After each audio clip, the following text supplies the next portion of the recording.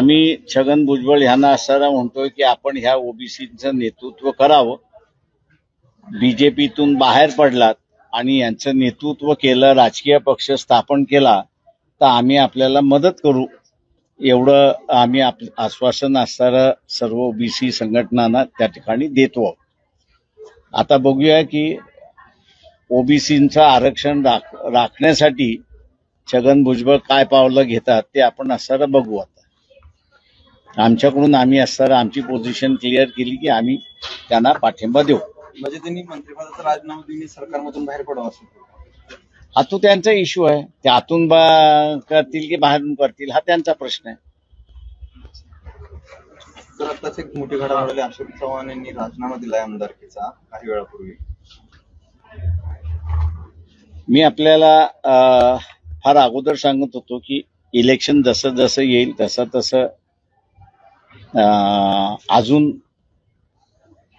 राजकारण घडत राहील.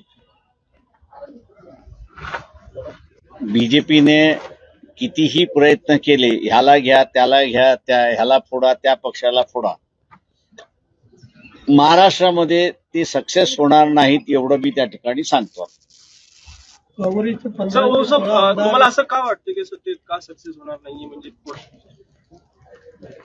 मानसिकता लोकांची महाराष्ट्रामध्ये, मी आता प्रत्येक लोकसभा मतदारसंघामध्ये 2-2, 3-3 वेळा दौरे केलेले आहेत आणि त्याच्यामुळे लोकांची जी मानसिकता आहे ती मानसिकता समोर आलेली आहे की महाराष्ट्र हा कधीही एवढा वादग्रस्त नव्हता आणि स्टेबल सरकार या ठिकाणी चालत होतं.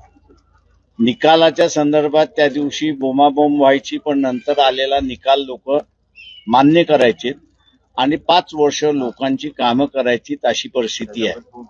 पण आता या कालावधीमध्ये पक्ष फोडणं, गोळीबार करणं, धमकवणं हा फार मोठ्या प्रमाणात चाललेला आहे की जे मराठी माणसाच्या मानसिकतेला झेपणारं नाही आणि तो त्याच्याशी सहमत नाही अशी परिस्थिती आहे आणि त्याच्यामुळे तो इलेक्शनची वाट बघतोय हे मला त्या ठिकाणी दिसतंय. काँग्रेसचे 15 ते 16 आमदार भाजपच्या संपर्कात आहे आणि लवकरच प्रवेश होतील अशी देखील चर्चा आहे. ही सुद्धा चर्चा जशी आहे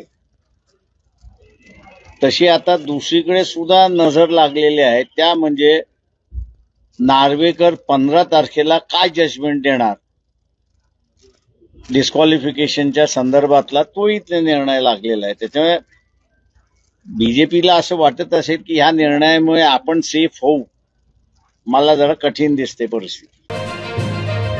अशाच नवनवीन बातम्यांसाठी टॉक इंडिया न्यूज चॅनलला लाईक, शेअर आणि सबस्क्राईब करा.